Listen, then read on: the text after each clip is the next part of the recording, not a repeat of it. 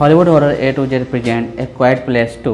ये मूवी 2020 में रिलीज हुई थी और IMDb पे इसकी रेटिंग है 10 में से 7.9।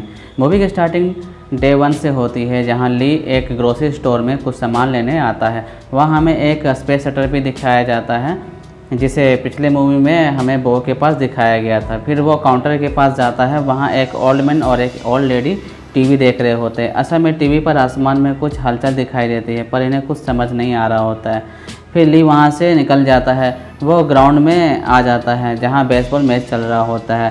ली अपनी बेटी रीगन के पास बैठ जाता है। ली का बेटा मार्कस बैटिंग कर रहा होता है। वहीं हमें ली का फैमिली फ्रेंड एमेट को दिखाया जाता है, जो अपने बेटे हैरी के साथ होता है। वो रीगन से डाइव कैसे लगाना है वो पूछ रहा होता है। तभी हमें आसमान में कुछ हरकत दिखाई देती है। असल में ये एलियन अटैक रहता है। फिर सब लोग अपनी कार की तरफ भागते हैं। रीगन ली के साथ पिकअप वैन में जाती है और एवलिन बो मार्कस को लेके कार से जाने लगती है। फिर वहाँ पुलिस वाले आते हैं। ली उनसे पूछता है कि क्या हुआ है। वो कुछ और बता पाता तभी एक एलियन क्रिएचर आके उसे मार देता है। दरअसल उसकी कार साउंड ज़्यादा कर रही होती है। फिर ली अपने कार में बैठकर भागने लगता है और एवलिन भी जाने लगती है। तभी एवलिन के कार के पीछे एक एलियन पड़ जाता है। वो स्पीड में कार भगाती है, लेकिन उसकी कार बस से टकरा जाती है। ली भागकर एक रेस्टोरेंट में छुप जाता है और एलियन बाहर ही रहता है। तभी किसी का फ़ोन बजता है और एलियन अंदर आ जाता है और सबको मारने लगता है। ली और रीगन वहाँ से भागने लगते हैं और एलियन उनके पीछे करने लगता है। तभी वहाँ एक पुलिस वाला आता है और वो उस एलियन पर गोली चलाता है, लेकिन उसे कुछ नहीं होता है। एलियन की जो चमड़ी होती है वो बहुत सख्त होती है। फिर वो उस पुलिस वाले को भी मार देता है। अब मूवी डे 474 में आती है। यह सब जो था वो मूवी के पिछले पार्ट के हिसाब से आपको दिखाया गया था, ताकि नेक्स्ट पार्ट में आपको पूरी मूवी समझ में आए। फिर हमें मार्कस को दिखाया जाता है, जिसके पास बेबी होता है। वो रो रहा होता है, जिसकी आवाज़ से मार्कस डर जाता है और ज़ोर से अपने कानों पर हाथ रख देता है। फिर एवलिन यहाँ घर छोड़ने का डिसाइड करती है। वो अपने बेबी को एक साउंड प्रूफ बॉक्स में डाल देती है और उसके ऑक्सीजन टैंक भी ले लेती है। नीचे बहुत पानी भरा होता है। एवलिन धीरे धीरे उस पानी को पार करती है। फिर हमें रीगन को दिखाया जाता है, जो एक कमरे में जा रही होती है जहाँ ली काम करता था। वहाँ एलियन के बॉडी के टुकड़े पड़े हो, जिसे देखकर लगता है किसी ने उसे मारा हो। फिर रीगन अपने डैड का सामान लेती है, और जैसे कि रेडियो, कंपास। फर्स्ट पार्ट में हमें देखा था कि कैसे ली इस रेडियो की मदद से एलियन को मारा था। असल में वो एलियन देख नहीं सकता, लेकिन उनके सामने आवाज़ को भी वो पकड़ लेता है और अटैक कर देता है। फिर रीगन देखती है कि दूर कहीं आग लगी हुई है। फिर ये लोग वहाँ जाने के लिए निकलते हैं। ये कम्युनिकेशन का ही जरिया होता है, जिससे लोग आपस में बात करते हैं। फिर ये लोग उस तरफ निकल जाते हैं।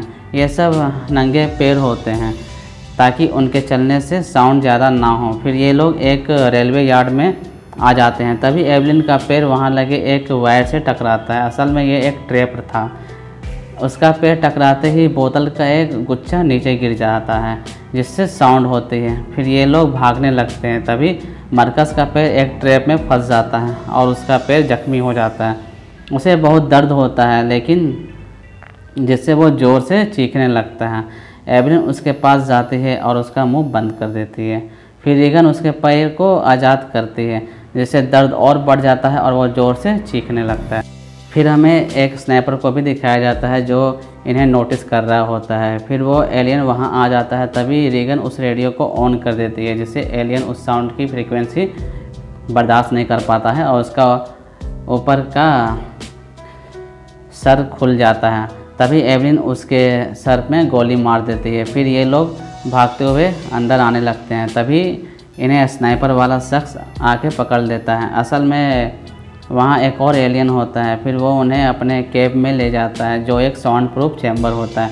वो स्नाइपर उन्हें यहाँ से चले जाने के लिए कहता है, क्योंकि उसके पास ज़्यादा राशन नहीं होती है। लेकिन एवलिन उसकी आवाज़ पहचान लेती है। वो कोई और नहीं, उनका फैमिली फ्रेंड एमेट होता है। फिर एवलिन उसे अपना बेबी दिखाती है जो साउंड प्रूफ बॉक्स में बंद होता है। असल में एमिट का बेटा और उसकी वाइफ मर चुकी होती है और इस चैम्बर में ये लोग नॉर्मली बात कर सकते हैं। फिर ये लोग मरकस को लेटा देते हैं और उसका पैर पर पट्टी बांध देते हैं और रेगन उसके कान में हेडफोन लगा देती है जिससे वो सॉन्ग सुनकर अपने माइंड को डाइवर्ट कर सके। तभी मरकस के हेडफोन पर एक सॉन्ग बजने लगता है, बियॉन्ड द सी।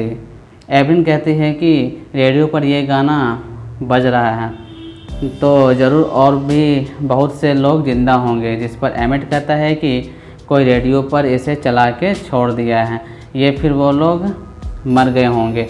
लेकिन रेगन को पूरा यकीन होता है कि ये कोई एक सिग्नल है। वो मरकस को कहती है कि वो पता लगाए कि ये सिग्नल कौन भेज रहा है और वो वहाँ से चली जाती है। एवलिन एमिट से कहती है कि वो उसकी बेटी को ढूंढ के लाने को कहती है।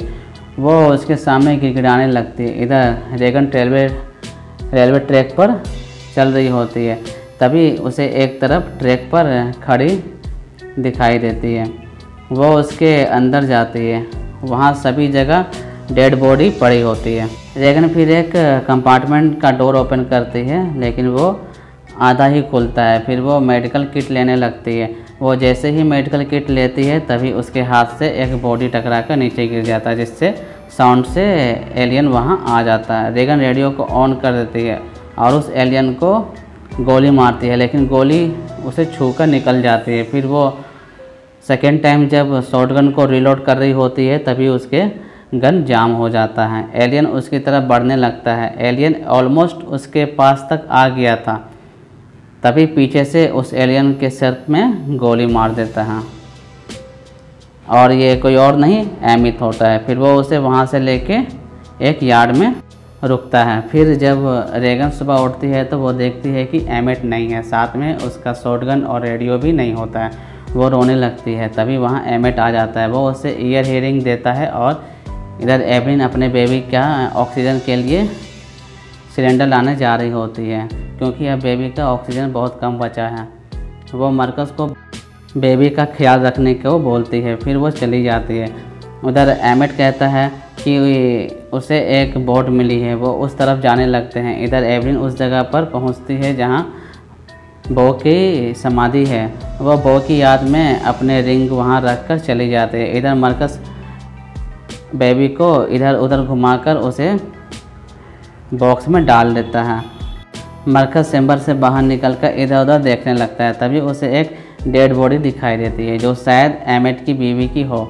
और इधर एमिट और रेगन बोट के करीब पहुंचते हैं। वहाँ एक लड़की रहती है, वो उसके गले में एक रस्सी बांधकर चली जाती है। उस रस्सी में बहुत सारा सामान बंधा हुआ होता है जिससे कि साउंड होगी, इसलिए एमिट कुछ नहीं कर पाता है। और फिर यहाँ कुछ लोग आ जाते हैं जो इस सिटी के क्रिमिनल होते हैं और इधर बेबी का ऑक्सीजन भी ख़त्म हो गया रहता है, जिससे मरकस मैनुअली ऑक्सीजन दे रहा होता है। जब एवलिन वहाँ आती है तो वो देखती है वहाँ एलियन पहले से ही मौजूद रहता है। वो ऑक्सीजन सिलेंडर एक जगह रखकर हवा में फायरिंग करती है। फिर एलियन उस जगह आ जाता है। फिर वो उस सिलेंडर पर फायर करती है जिससे बहुत बड़ा धमाका होता है, लेकिन एलियन को कुछ नहीं होता है। फिर वो वाटर का शावर ऑन कर देती है जिसके साउंड में और बाकी साउंड दब जाती है। और इधर वो लोग रेगन को लेके जाने लगते हैं, तभी एमिट रेगन को डाई मारने का इशारा करता है और वो वैसा ही करती है और एमिट अपने रस्सी को खोलने लगता है जिससे साउंड होने लगती है और यहाँ एलियन आ जाते हैं और सबको मारने लगते हैं। एमिट पानी में कूद जाता है और उसके पीछे एलियन भी पानी में